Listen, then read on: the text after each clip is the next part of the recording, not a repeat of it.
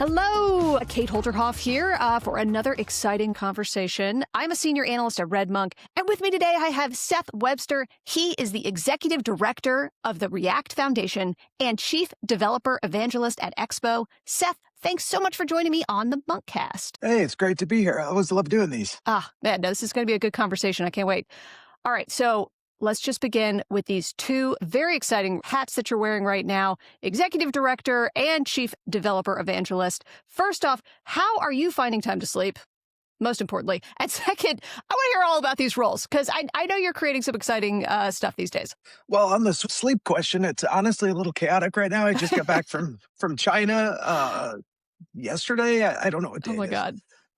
But I'm excited about doing both these roles because this is where, right now, I'm sitting at the center of where software is going. And the two hats at Expo, I think my job is pretty clear conceptually. It's helping developers go from idea to production as fast as humanly possible. And that, means sweating the details, getting the small stuff right, from the build systems, the tooling, the workflows, all of the stuff that historically slows people down. And the React Foundation is kind of like conceptually the opposite, right? For me, the React Foundation is about durability and longevity. It's about making sure that React is around for the next 10 or 20 years and continues to serve people and continues to make itself an indispensable tool even in this age of AI. And I think that's really exciting. Fantastic. Okay. All right. Yeah, I'm looking forward to digging into all that. So let's, I guess, just begin with the React Foundation. Oh my God. So at a high level, what is the RF and, why does React need a foundation? I think the big thing for me is that React, over the years, even though nobody really intended for this to happen, it's one of those happy accidents. React has grown from a piece of like niche UI development software into, infrastructure. It's like the pipes in the walls, right? It's used everywhere, at least 1 in 2. We can only measure as much as we can measure, but at least 1 in 2 websites uses React. A large majority of e-commerce websites use React. And so the amount of like GDP and like market cap that's flowing through React is just absolutely mind-boggling, right? And making sure that that continues to be something that people can rely upon to, make a living, to bring their ideas to life. I think that there's a huge amount of like economic trajectory that can be changed by leveraging React, and ensuring that React continues to be something that people can use is incredibly important. And it largely outgrew its home. I mean, as big as Meta is with its billions of users, it has many, many people that need to be served across the planet. Like I said, I just got back from China, and it's absolutely incredible the amount of stuff that they're doing with React in China that I had absolutely no idea about, because we've not done a good job of reaching out to Asia. And so I'm super excited to expand into that market, and they're as excited as we are to have us. It's really exciting to think about what it means to bring that many more developers into the fold and that many more ideas into the fold and so forth. And so, that's what the foundation is for, is to create a more open ecosystem that is listening at more listening posts, and, thinking a lot more about the durability of React across many, many use cases and many, many platforms, while continuing to be serving the folks it served very well for the last over a decade. Yeah. When I was thinking about transitioning into becoming a front-end engineer many years ago, the advice was just to learn React. Like, don't even learn JavaScript. I mean, all you need to know is React to get a good job. So the fact that it truly is the elephant in the room when it comes to these single-page applications, I haven't seen that slow down at this point. Just huge importance in the app development space. Yeah, and for better or worse, we're far more than a front-end only library now, right? Yeah. We're looking at the full stack at this point, and I say for better or worse because I think that this has unlocked a huge amount of incredible performance opportunities on the positive side. And then, of course, this is the first year that React has ever been, at least in my memory, that React has ever been at the center of CVEs, because we're now on the server that represents a new surface area for attack, and some brilliant folks out there, some brilliant engineers found a way to to exploit vulnerabilities that we had never thought about. And so that's, it's growing pains for us to become a full stack system. And so I think it's to be expected. But as far as I know, there's not been any realized damage from that. But it's definitely an interesting evolution for us. Yeah, you're not the only folks right now grappling with this new batch of CVEs. I mean, not only Yeah, with Glasswing, but also just in general. I've spoke with people about the AI slop issue, but no, there's a lot of really great tooling out there that is finding these that's right. security issues. That's right. If humans have proven anything over the time we've been on the planet, we are nothing if not adaptable. And I think that, as we figure out new ways to exploit vulnerabilities, we'll find new ways to defend against those vulnerabilities. Okay. So we talk to a lot of foundations here at RedMonk. So I'm always interested in some of the brass tacks. So talk to me about the history of the React Foundation. How long has it been around? The React Foundation has been around officially, like doors open, since Yeah. February 28th. But we announced the React Foundation's intent to launch back in October, like October 14th, 15th last year. We did ReactConf. But before that, a number of us have been working on this for over 4 years.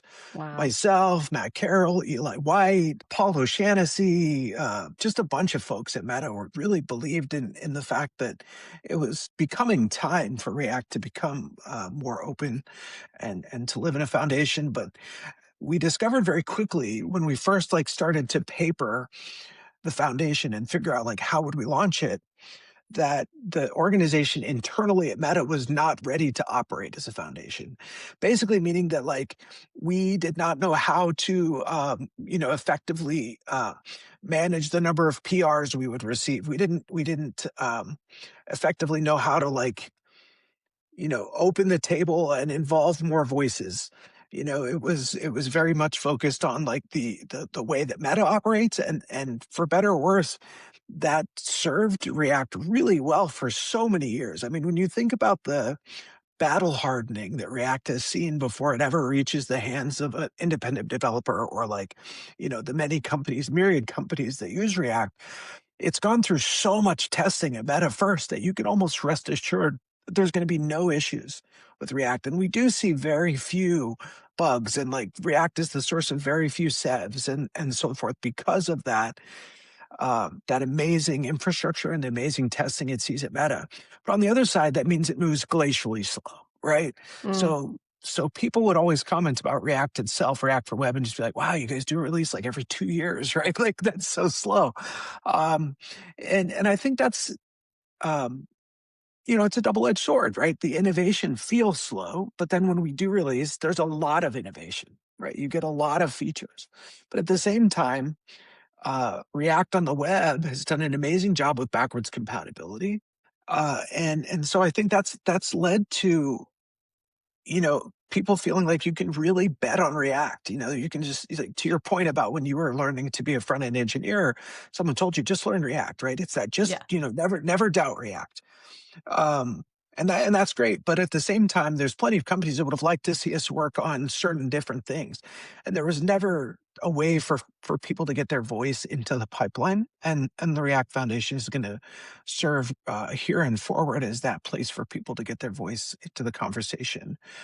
Early conversations have been amazing. I'm really excited to share some things soon about things we're going to do to stabilize the ecosystem and help people move faster, make React available on more platforms. I mean, I think it's just as exciting as this AI boom is, I'm equally excited about the future of React and the things that we're working on to take advantage of the fact that we're now a foundation.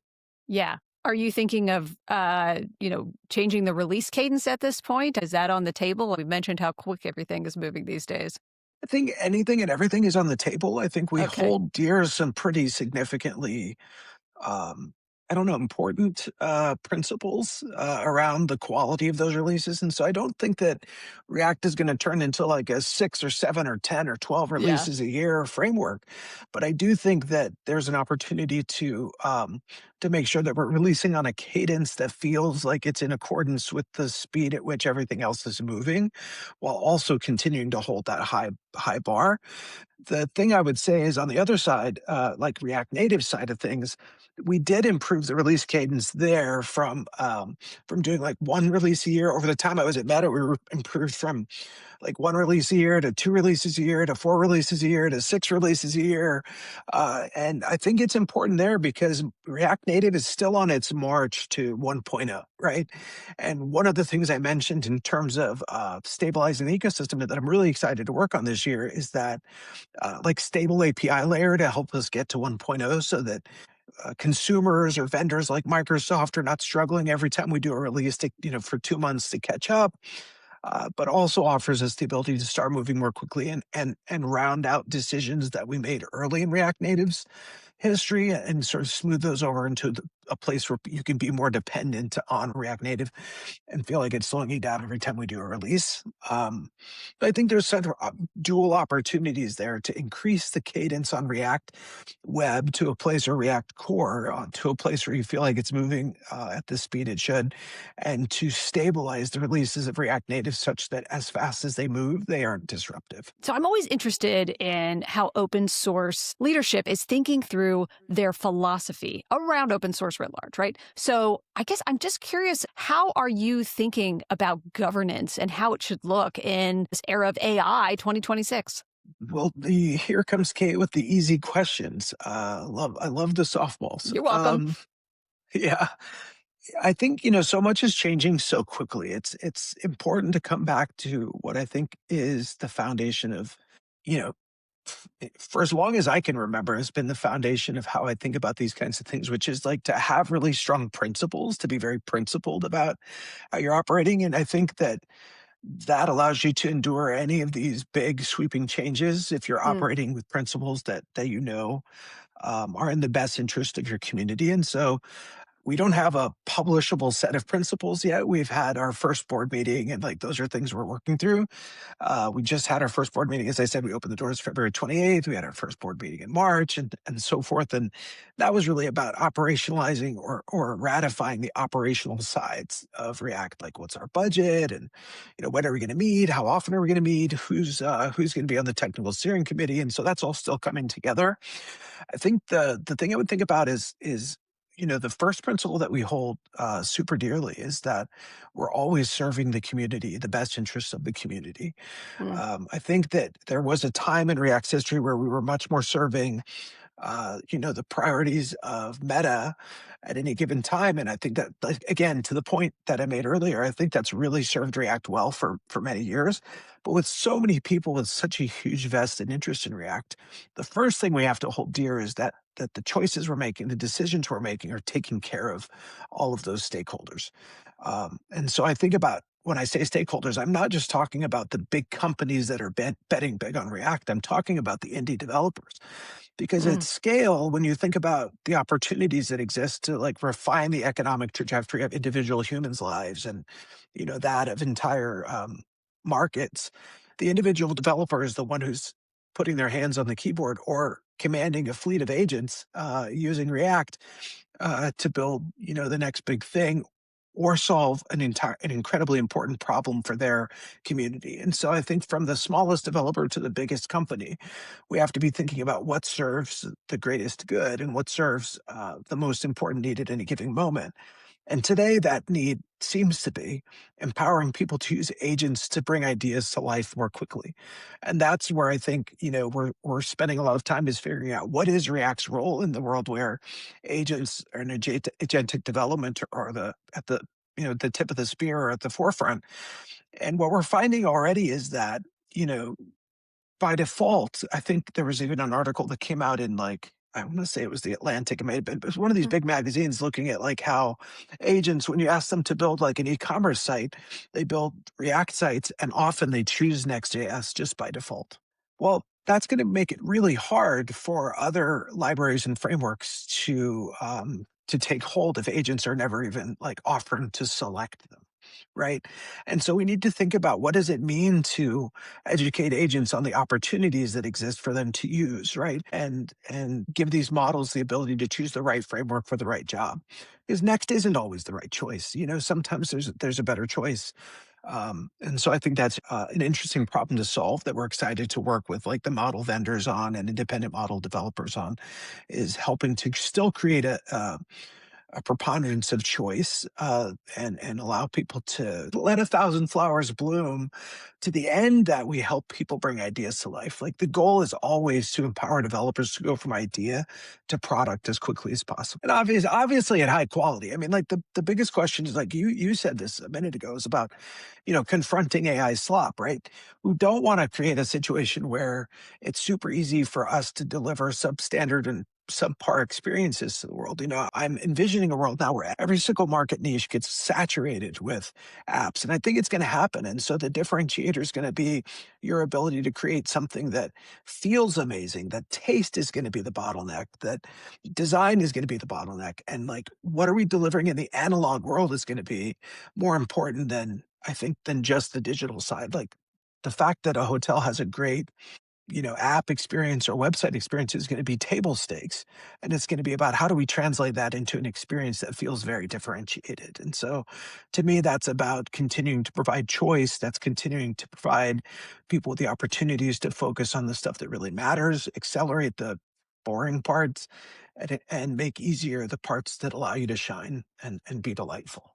And for folks who aren't as familiar with all the frameworks and meta frameworks, just want to point out here that when you refer to Next, you're thinking of the meta framework that Vercel runs that is built on top of React. Lowercase m meta. Yeah. Well, yes. Good to differentiate in this context. Yes, I like that. The number of times we had to say that internally when I was at Meta was, oh man. Okay. Well, Yeah. that's some good inside baseball there. That's Yeah. it's interesting. I can imagine. So thank you for indulging me with all my questions on, your open source philosophy. I know that's a tough thing to think about and try to sum it up in a sentence or two. That's challenging. I get it. Okay. Well, let's go ahead and pivot then to talking about your other hat, which is, of course, the work that you're doing at Expo. Okay. Sure. So, but before we get like too far in the weeds here, like these hats are very much related. In fact, you could stack your hats, I imagine, right? But for folks who maybe aren't as familiar with native development, and I know I keep having to educate my own self about mobile development and all the nuance around there, especially as a front-end engineer who had hubristically thought that I understood it all. Talk to me about the relationship between React Native and React. Sure. So in the simplest way, React is the foundational layer that provides like the reconciler and things like, JSX parsing, which is the syntax, the language of React is very much grounded in JSX. And then React Native is the mobile projection, the native projection of that, basically meaning it provides an opportunity for you to take the mental model and the programming model of React and use that via some really, brilliant work that the React Native team and teams, companies like Expo and others, many Software Mansion and CallStack and all these amazing pillars of the community have done to make it possible to use that same mindset, that same mental model, and build brilliant, beautiful React or native mobile apps. And one of the sort of key differentiators between React Native, and many of the other like mobile abstraction flavors or native abstraction frameworks out there is that one of the core principles we hold dear in the React Native world is that the resulting application is truly native, that it feels like it belongs on the platform on which it runs.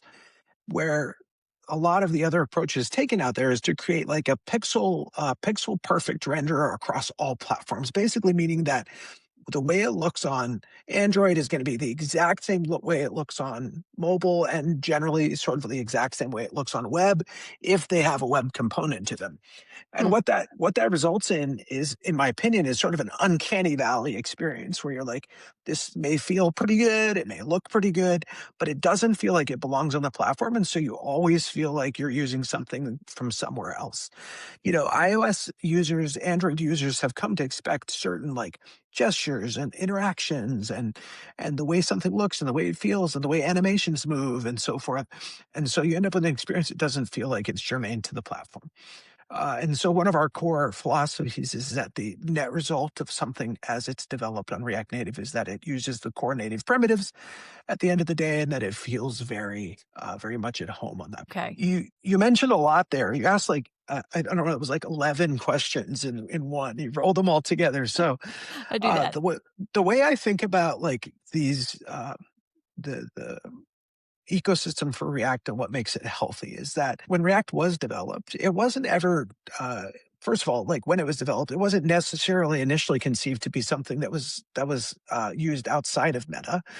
Quickly, people realized, hey, this is actually really amazing and useful, and like we're so productive, and it allows hundreds of engineers to work on the same application at the same time. And so it became obvious that open sourcing it was something that was going to be a good for the world, and so it was open sourced, and people began to use it. And we know the history is that it took off, right?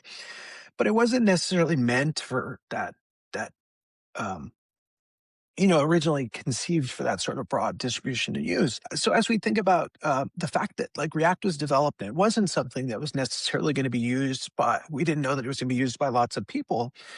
The ergonomics of like the data fetching and how do you do routing and how do you do these incredibly important things to any application, like across the board, every application, almost every application does data fetching and routing and animations and things like that.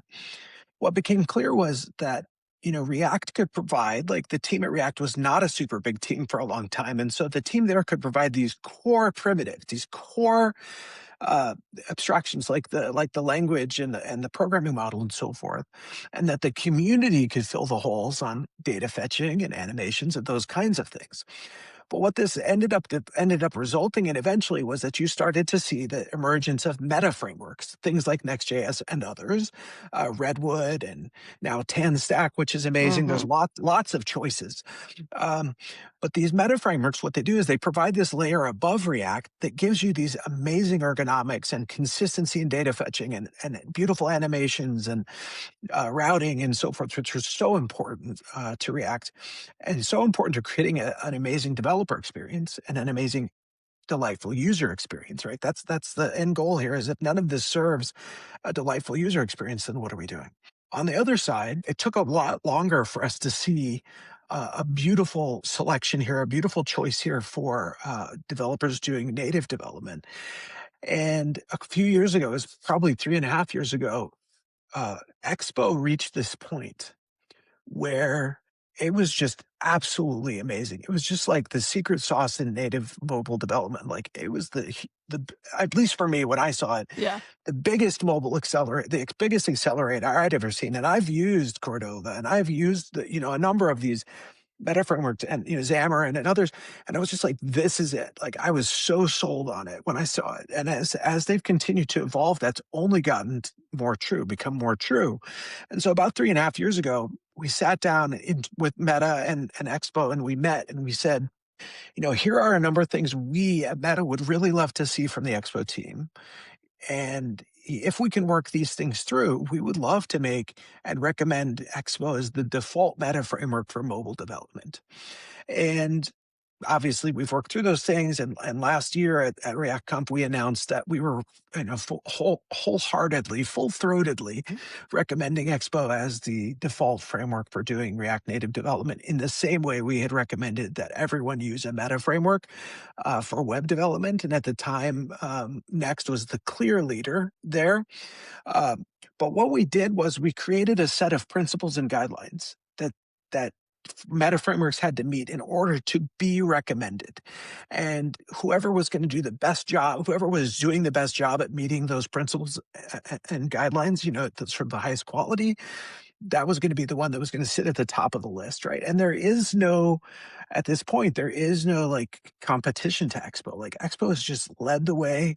They continue to be at the forefront. The number of innovations that are coming out, if you look at like the Expo Twitter feed and what other feed people are saying on X about Expo, it's just innovation after innovation after innovation, creating more and more delightful experiences that again, feel amazingly native and home at home on every platform on which you can render Expo today. And I expect the number of platforms also to increase as people are looking for more cohesive experiences across many things. And so, for me, working at the kind of bringing full circle, for me, working at the React Foundation to create this durable, React and React Native, to me, they're the same thing, by the way. Like we talk about React and React Native, but and they are very different pieces of technology, which I hope that we can find a way to bring them closer together.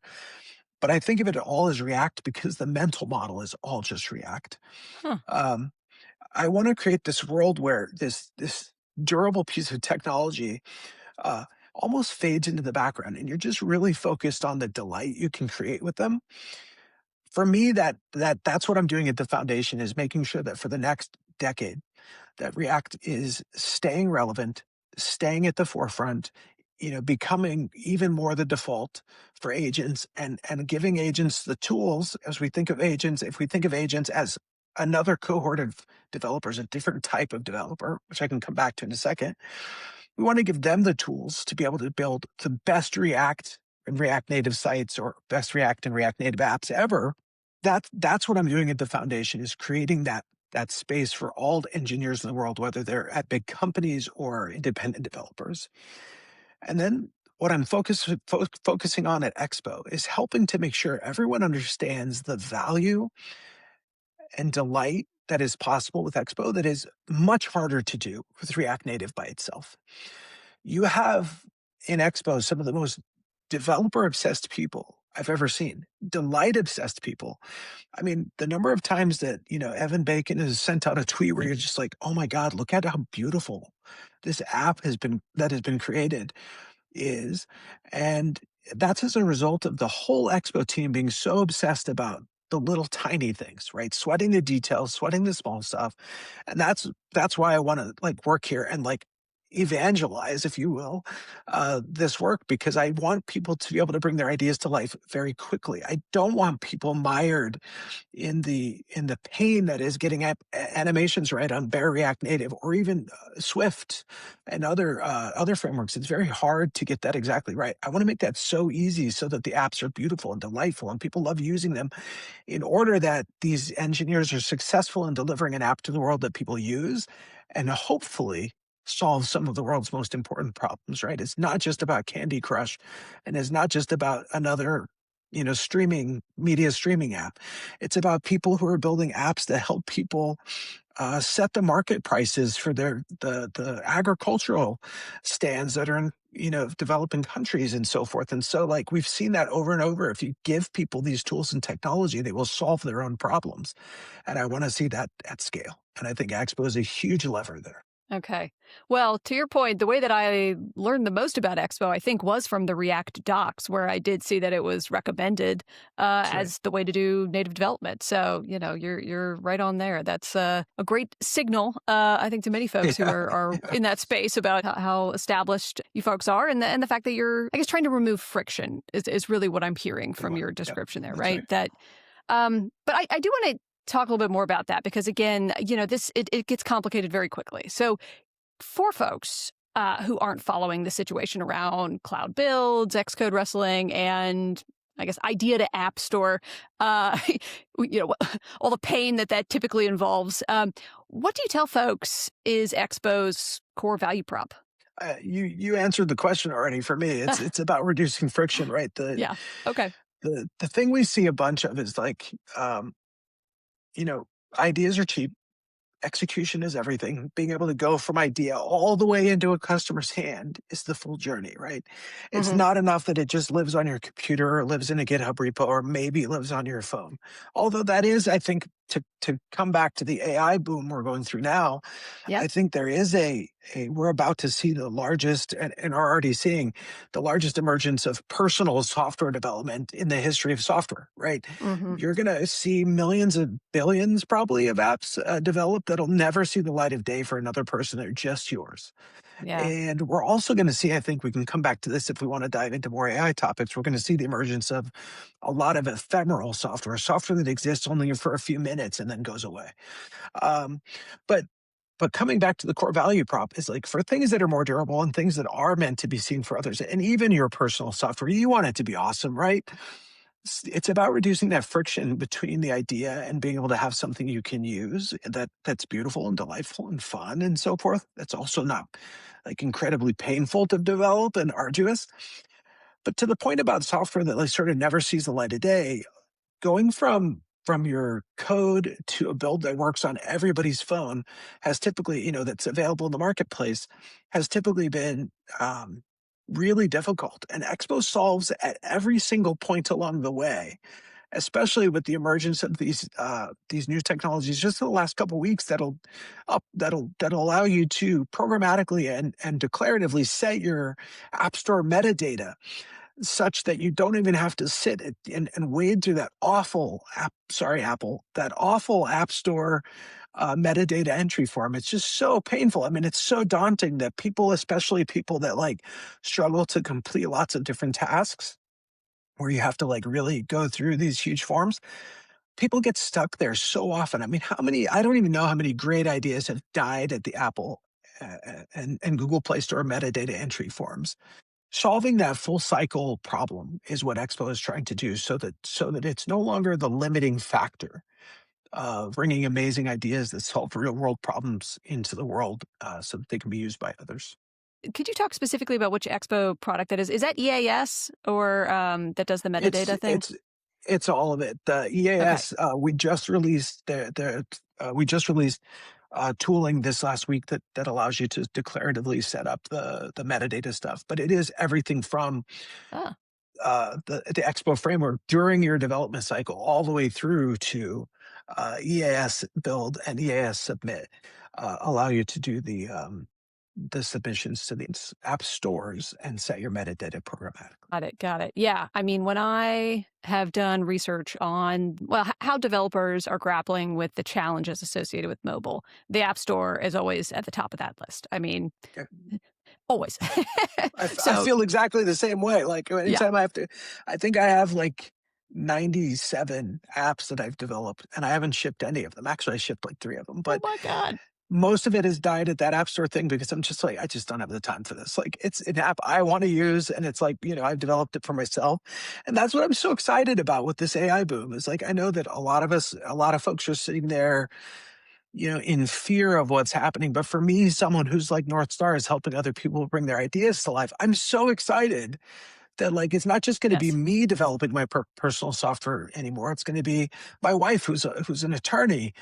Uh, she's going to be able to develop her software, and my father-in-law, who's an astronomer, he can develop. At 80 years old, he can develop an app Wow. to track his discoveries and so forth. And so I'm just so excited about this era of personal software that I can't even begin to tell you. Yes. Yes. Well, I am 100% with you. I self-identify now as a vibe analyst. I'm vibing all the things. And I'm Vibe excited. analyst. Vibe I analyst. think this Yeah. is my first vibe analyst. I think, Well, did you coin that? I don't welcome. know. Is that a thing? I did coin that. Maybe I shouldn't have. I don't know how good it is, but yes, that is. It's it's what I'm running with. Yeah. So I'm with you. I'm jazzed. I get to create all these silly little apps.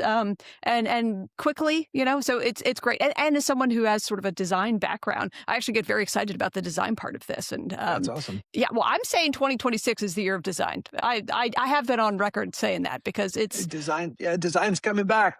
it's coming back. It has Yeah. to. But yes, you have mentioned the AI thing several times. We're deep in, so let's just keep going there. So I didn't give you that hard of a time about what I think of as like the spa wars. And of course there's a very vocal subset of front end developers who complain about React being a little heavy on JavaScript, that maybe we're all just going to create our own apps that are going to only have the libraries that we absolutely need, et cetera, et cetera. The squeaky wheels are all over. You can find them. But what I think is cool about our current era is that code is becoming cheap. And so I'm interested in how you're thinking, maybe with both hats, about where we sit with like the Flutter versus React Native wars or the Meta Framework wars. How are you approaching that idea? Because it is so easy now to change frameworks or to rewrite code in a different language or to update, from Java 8 to Java whatever. This is the era we're living in where the bottleneck that used to surround switching is diminishing, right? The aperture is widening, not only in terms of who is invited to join this party, but also like accelerating folks who maybe want to refactor or to, reapproach these things. So how are you thinking about that entire issue? Like, it almost feels quaint now to think about wars. Do you just throw that off, or the native war is still going on? I mean, I love people. I think by nature I'm probably an introvert, but I also love people. And Okay. people are going to find reasons to argue and debate, and it's a core part of the engine that drives innovation forward is these debates. And for me, I have always thought that competition drives innovation. Hmm. And so for me, it's all net positive that we have all these frameworks competing for eyeballs, competing for users and so forth, because they have to do so with some kind of value proposition. Otherwise, people aren't going to choose them. How does AI change that? In my mind, it doesn't much. It does Okay. lower the cost of switching. But what this also means is if the cost of switching is lower, the cost of experiencing these other frameworks and trying them out and seeing what the effect is on the idea you have is also cheaper, which means that differentiation is more important than ever. Mm, Having some way to say, I like this better because is more important than ever. And so I think that it's going to drive people to be more innovative and more creative. And so I'm not feeling like that's a net negative. I think that drives the overall, the sort of the rising tide lifts all boats yeah. cliche, I think applies here because you're going to see that differentiation.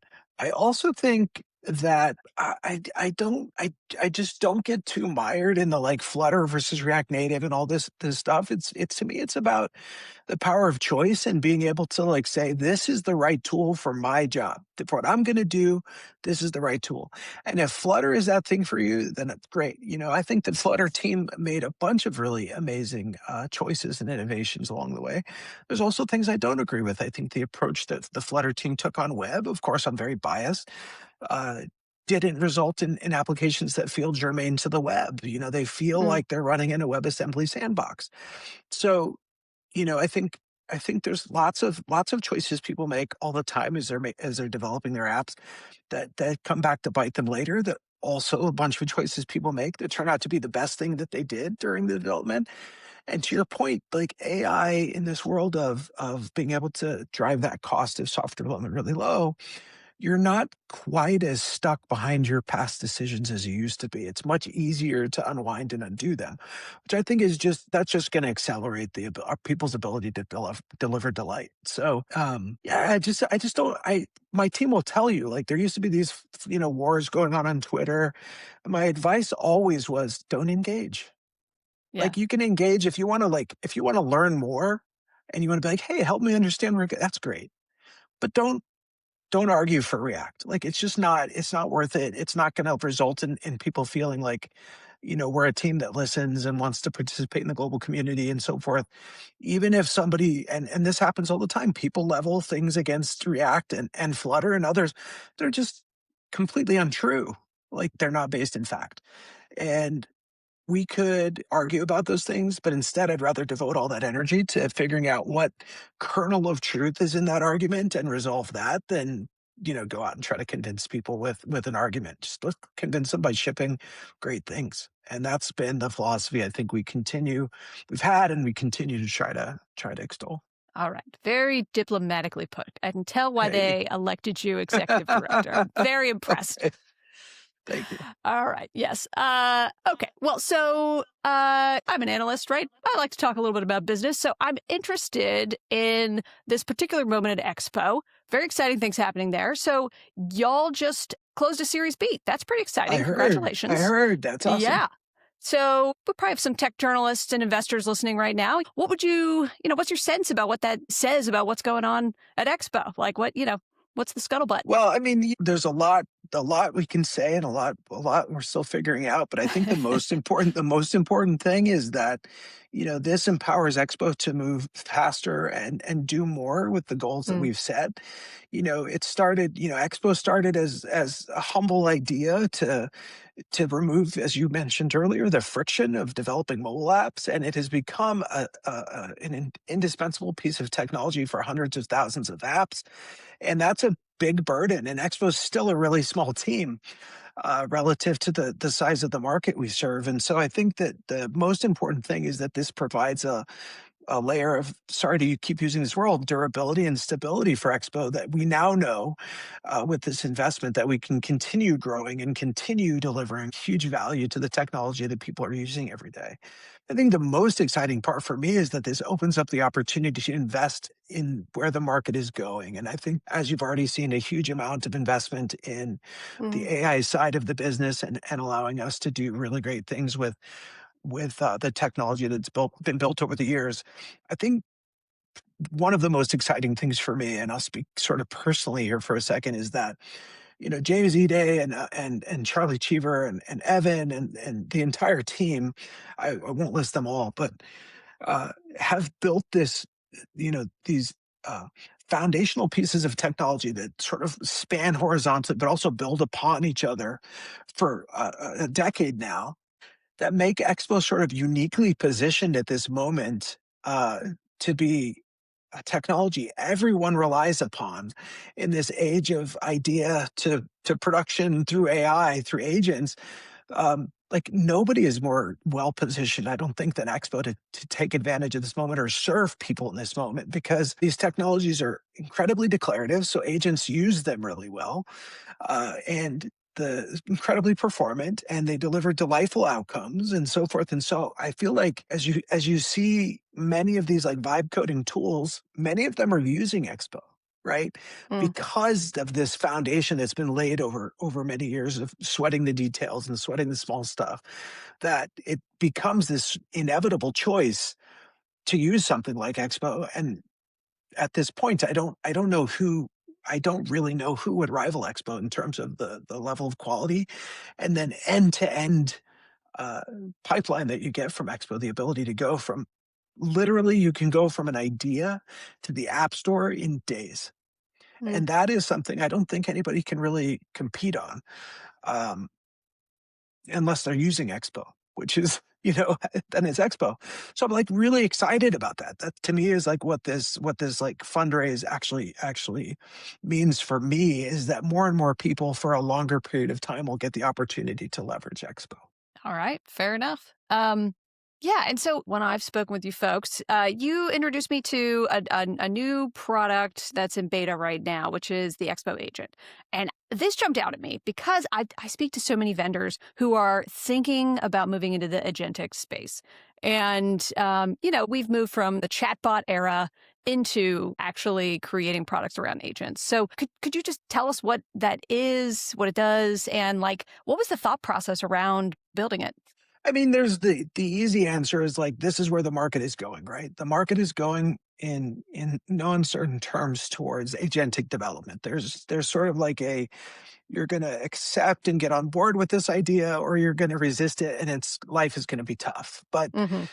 the I think the easy answer is like, that's where the market is going. I think the more nuanced answer is that the team is so, again, back to like the focus on quality and sweating the details.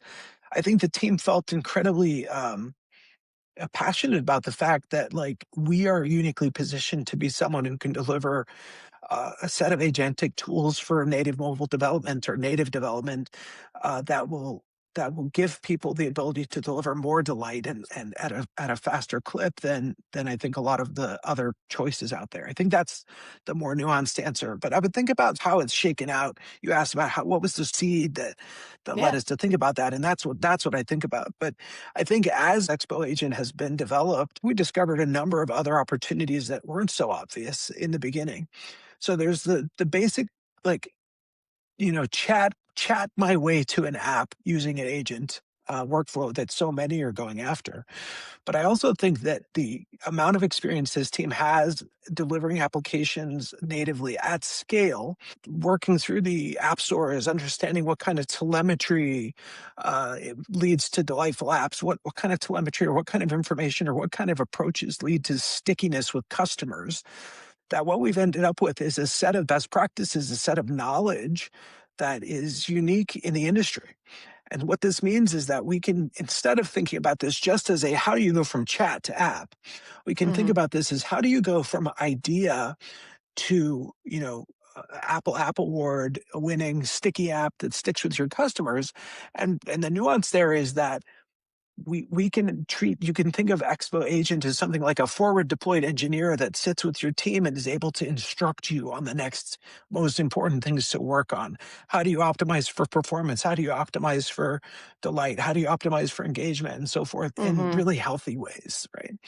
uh, and so I think that's something we've discovered. That's one of the things we've discovered, is that this wealth of knowledge that we have is being able to bake that into a product that people can actually use, and getting it out of our individual engineers' heads and into the hands of developers in a way they can actually apply and use without having to like go to Expo and hire one of our engineers to come help you.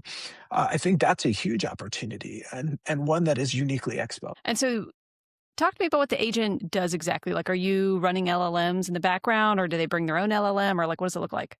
Yeah, right. Right now we're using the Expo agent sits on top of Claude with a bunch Okay. of skills and tools and things that we give Claude to up level it. A bunch of those have been released independent of Expo agent, so you can Hmm. go and install the Expo skills into Claude and get a lot of that stuff. If Expo agent is not something you want to work with, we're never have been a company that wants to lock you into using one, the only way to do this is our product, right?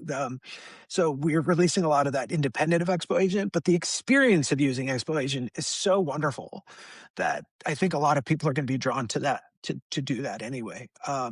But yeah, I think the big thing there is like just thinking about um, Expo agent as a bringing together of all of the knowledge of the Expo team into a single agentic workflow that you can use to deliver your apps from the idea all the way to production, including something we launched not long ago. Sorry, I'm redundantly saying the word launch, but the product is called Launch, which takes a lot of the headache out of getting your idea. You can literally click a button in Expo Agent, launch this to the App Store, and it's like headed to test flight, and it's on your phone in just 20 or 30 Wow. minutes, depending on how backed up Apple servers are. But the idea here is that yes, it's a set of agents, it's a set of LLM calls uh, that are building your app using the best practices that Expo understands, and then with this idea of a forward deployed engineer. Something that could be sitting within your repo and like on check-ins and on changes to the code. It's actually looking at it from that wealth of knowledge perspective and saying, here are the opportunities for you to improve this. Asking questions later about, why do people bail out at the third step in my login flow or my onboarding flow, is things that Expo Agent is going to be able to help with as well. All right. Last question for you here, Seth. I want to zoom way out. So, I talk to a lot of developers. There's this real undercurrent that I'm hearing of, I guess you just even call it fear, right? So, the developer community is going through this tumultuous time. A lot of folks are out of work. Whether you want to blame this on the post zero interest rate phenomena, economic era that we're in, or on AI, I'll leave that to folks and their personal preferences here. But the fact of the matter is that some developers I talk with have a lot of anxiety around this entire moment. And so you're deep in, you have a good sense of what folks are seeing. So I want to hear the advice that you're giving to developers right now. What do you say to folks who are on the inside, who've been doing this for decades and are suddenly seeing that the work that they have done for the past decades of their career suddenly shifting in this transformative way? What advice are you giving them? I think it's changing really quickly. Mm. But even my own thoughts on this are changing really quickly. The one thing I would say is I want to speak first to companies considering what to do with their engineers during this time. Uh, where these new agentic opportunities to use agents may feel like an opportunity to save money. And I want to speak to the folks thinking about that. I think this is an opportunity to better leverage your engineers. I don't think this is an opportunity to save money. I think saving money is an easy choice in the short term, but Mm, it's very much cutting off your own nose to spite your face. I think your shareholders are going to love it, and I think probably it's going to be great for the short term. But over the long term, you're going to hire a lot of these people back. mm, So instead, figure out how to use AI to my second point, which is that to speaking to the engineers out there, I would very much encourage you to not shy away from these tools, to not resist and not, um, focus too much on retaining the old way of working. The fact is, this shift is happening.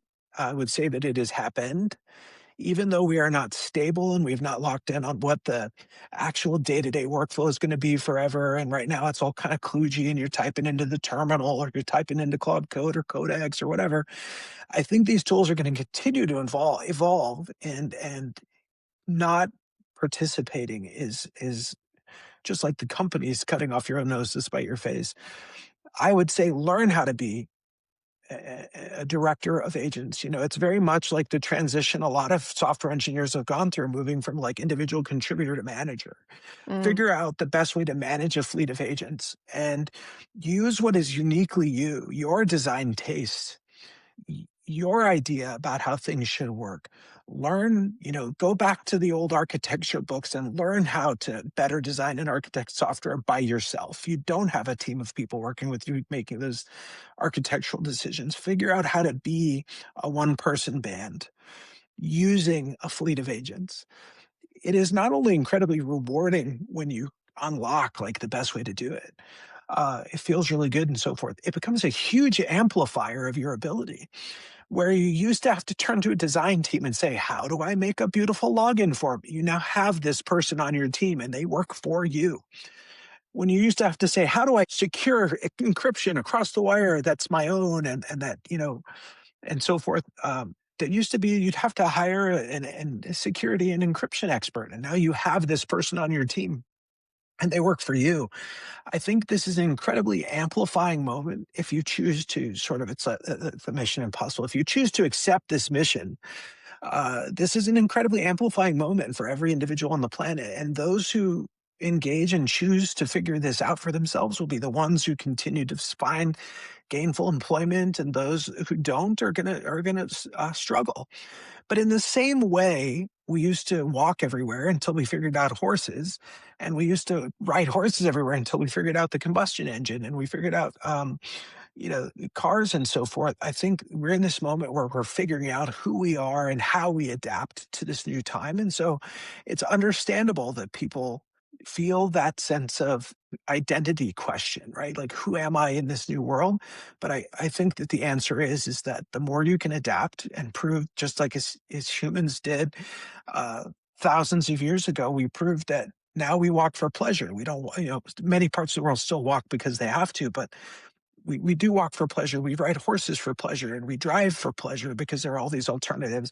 I think that we will figure out that at some point maybe people will code by hand as sort of an exercise of craft. And I continue to encourage people to do that as well, because understanding how software works and how these agents are building software will only make you a better manager of these agents, and knowing that they're building software that is durable, that is not full of security holes and going to lead to impossible maintenance burdens later.